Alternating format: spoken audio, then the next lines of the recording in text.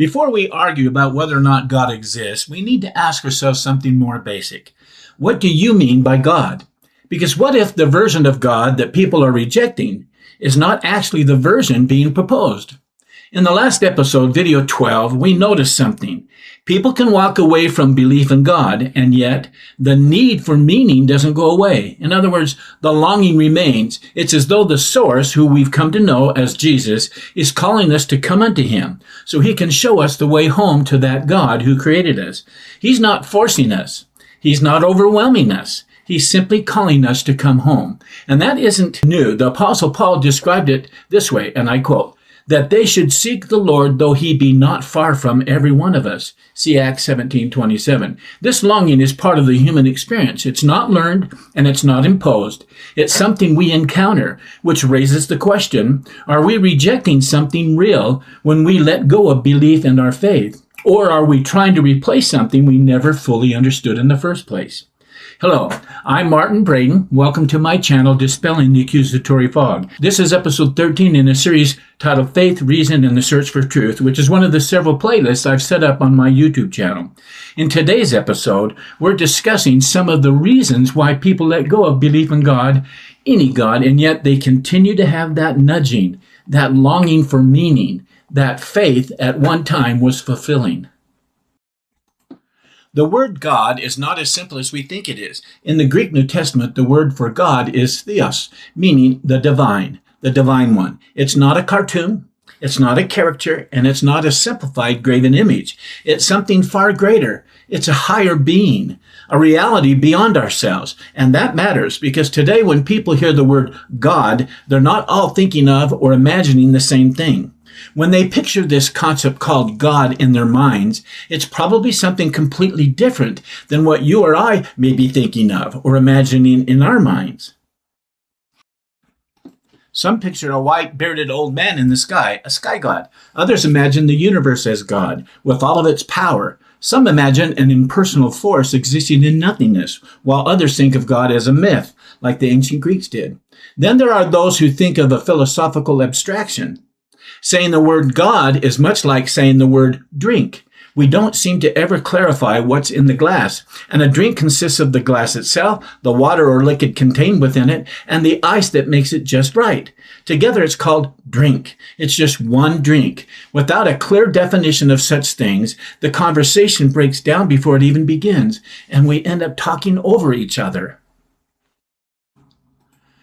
The scriptures describe this divine reality called God not as an abstract concept, but as something deeply personal. The Apostle Paul, speaking at the Areopagus in Athens, addressed the pagan philosophers concerning their unknown God, altar. This exchange is found in the book of Acts, chapter 17, verse 28. Paul said, and I quote, "For in him we live and move and have our being." The in him we live is to say that all human life is derived from God. Every breath sustains us moment to moment, each breath being dependent on him. Move indicates that all human actions, both physical and mental, are sustained by God's power as well. Have our being encompasses the entirety of human existence, essence, and identity as connected to God. And Paul used your own poets, referencing to the Greek poets, possibly Epimenides or Aratus, in an effort to try and bridge their culture with the gospel. Paul told them that they are God's offspring, or children. Here is the conversation starting with verse 22. Quote, "Then Paul stood in the midst of Mars Hill and said, Ye men of Athens, I perceive that in all things ye are too superstitious. For as I passed by and beheld your devotions, I found an altar with this inscription, To the unknown God, whom therefore ye ignorantly worship. Him, this unknown God, declare I unto you, the God that made the world and all things therein, seeing that he is the Lord of heaven and earth, and dwelleth not in temples made with hands, neither is worshipped with men's hands as though he needed anything. Seeing he giveth to all life and breath and all things, and hath made of one blood all nations of men, for to dwell on the face of the earth, and hath determined the times before appointed, and the bounds of their habitation, that they should seek the Lord, if happily they might fail after him and find him.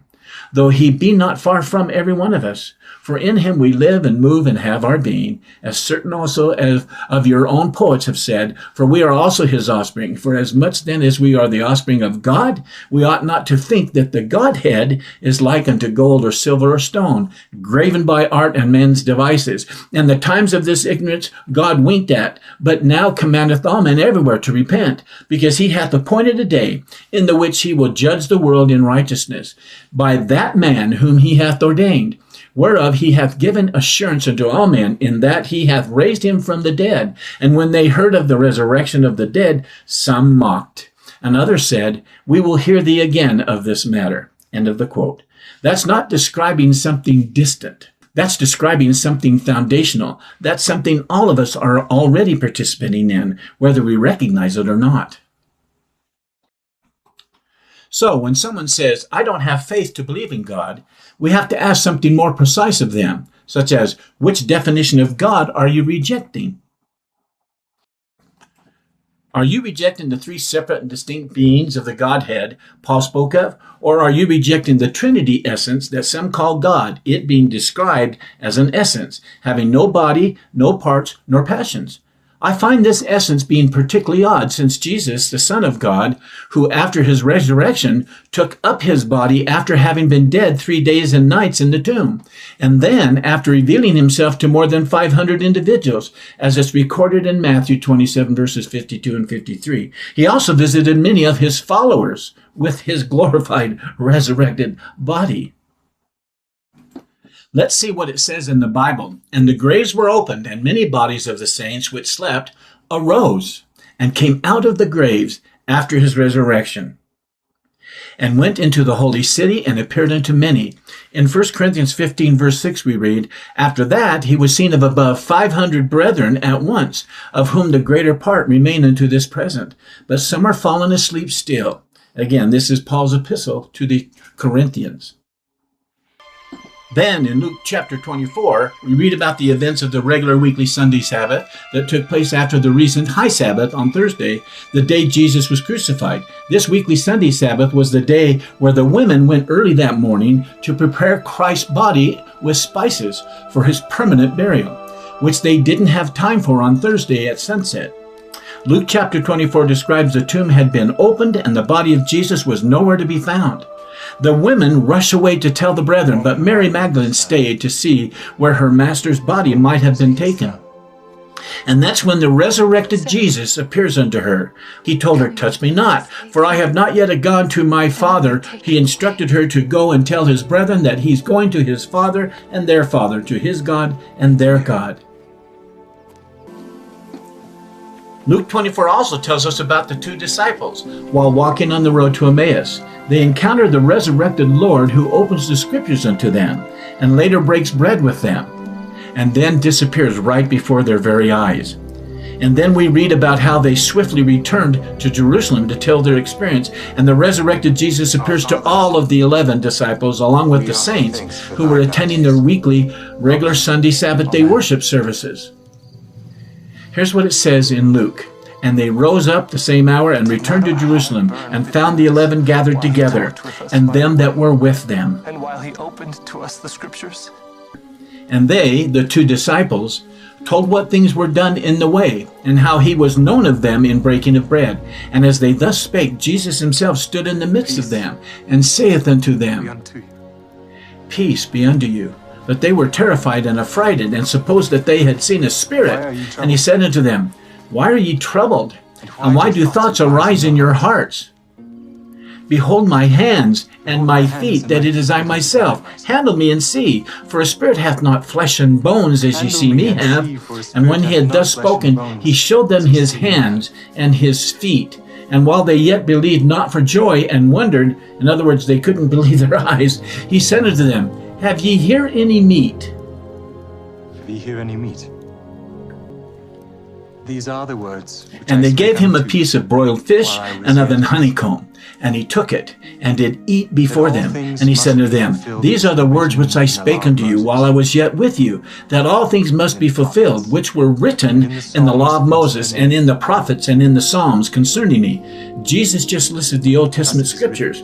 Then opened he their understanding, that they might understand the scriptures, and said unto them, Thus it is written, quote, and thus it behooved Christ to suffer and to rise from the dead the third day, and that repentance and remission of sins should be preached in his name among all nations, beginning at Jerusalem.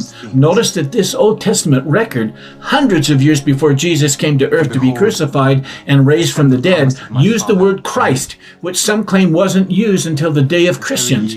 Continuing, and ye are witnesses of these things. And behold, I send the promise of the Father upon you, it being the bestowal of the Holy Ghost on the day of Pentecost. But tarry ye in the city of Jerusalem until ye be endued with power from on high. And he led them out as far as to Bethany, and he lifted his hands up and blessed them.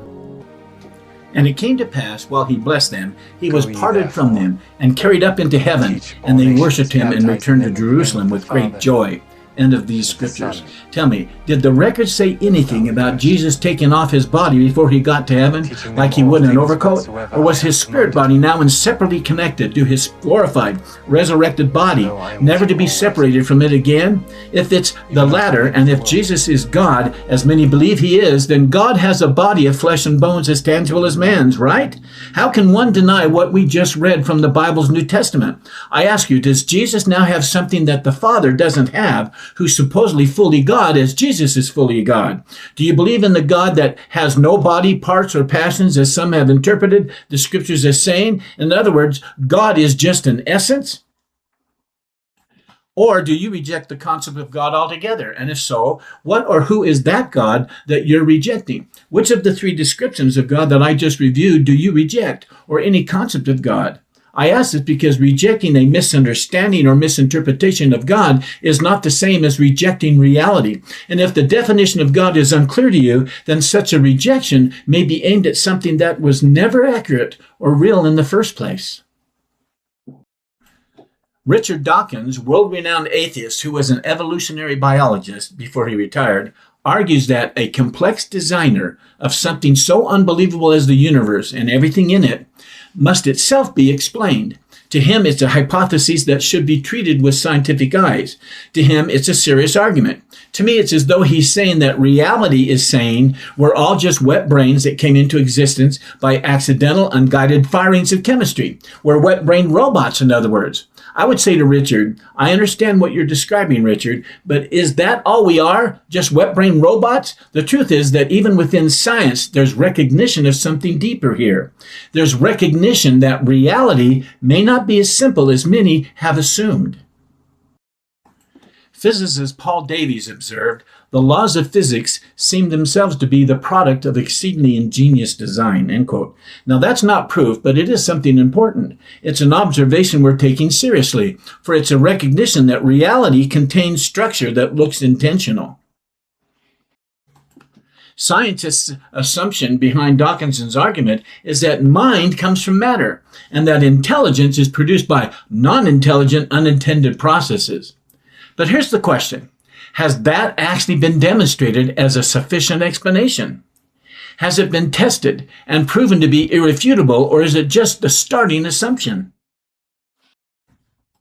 President Russell M. Nelson said, and I quote, the human intellect is insufficient to comprehend fully the grandeur of God, at least in its limited, fully unused state. In other words, reality may be bigger than our current explanations models suggest. Maybe in time we will discover what the brain's full capacity actually is, but right now it is suggested that we only use 10 to 15% of our brain's capacity. Imagine that.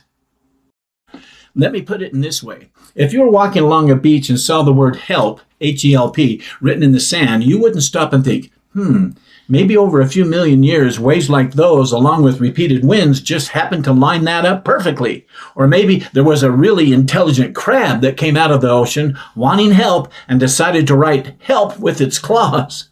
You and I know that almost certainly did not happen. You and I immediately recognize that word and its message as coming from a mind. John Lennox once pointed out, if you're sitting in a restaurant and handed a menu, a strict materialist would have to say it's nothing more than ink and paper, molecules arranged by physics. But that's not how you read it. You don't just analyze the chemistry, you read the meaning of it. And that's the point, because the moment we encounter information, we don't stay at matter, we move immediately to mind. Information points to mind, and this isn't just a concern coming from religion. Even within philosophy, there's growing recognition that something doesn't quite add up. For example, philosopher Thomas Nagel, who is not a religious thinker and has been openly critical of theism, made this striking observation. He said, and I quote, "The materialist account or worldview is almost certainly false." End of quote. Now that should make us pause, for it is worth slowing down for a moment to reason with ourselves, and that's because that's not a pastor speaking. That's not a theologian defending belief. That's a secular philosopher looking carefully at reality and recognizing that the explanation we've been relying on, the idea that everything about the human mind can be reduced to purely physical processes, doesn't seem to fully account for what we actually experience. And that's the key point. This isn't about proving God in a single step. It's about recognizing that the current explanation for it or him, that mind, meaning, and consciousness all come from mindless processes, may not be enough. And if it isn't enough, then the question doesn't go away. It actually becomes more important, because now we have to ask ourselves, what does explain it? Let's connect this to something deeper. The idea that life itself carries meaning, structure, information, and direction. In other words, they are built into reality itself. The scriptures teach all things denote there is a God. See Alma 30:44. Not just some things, all things. Order, motion, structure, meaning, all of which denotes God's intelligence. In the Doctrine and Covenants, section 93, verse 36, we find it teaches that the glory of God is intelligence, or in other words, light and truth. Now that's a completely different starting point. Not mind comes from matter, but intelligence is fundamentally in all things. So now the question becomes sharper. Can something with no awareness, no intention, no understanding produce something that has all three, such as individuals with a mind of their own? In other words, can a mindless universe produce minds? Or am I misunderstanding what materialists say the universe can actually do? I ask you, does your lived experiences direct you towards mindlessness in the universe, or do they send you in the direction of awareness, of intention, of accountability, and further understanding? In other words, meaning. Something that doesn't fit easily within a purely materialistic view of reality. Acting president of the Quorum of the 12 Apostles, Elder Dieter F. Uchtdorf, said, "The search for truth is not a passive exercise." And that's what we're doing here. We're not just debating ideas.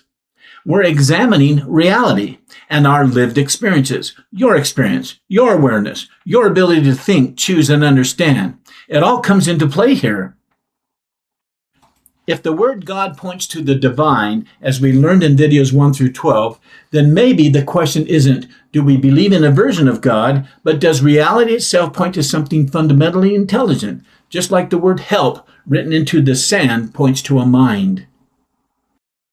Doctrine and Covenants 84, verse 46 says, the Spirit of Jesus in his light, giveth light to every man that cometh into the world. If that's true, then the question isn't just external, it's personal. Before you decide whether the God hypothesis is true or not, ask yourself something deeper. When you reject God in belief, are you rejecting a definition that you may never have had fully examined for you, like we're doing now? That, my friend, should make all of us stop and think. I invite you to do just that as you wait for video 14 to go live. Until next time, I wish you continued success in your search for truth, and more importantly, in your willingness to follow it. Goodbye. God bless you. Love you.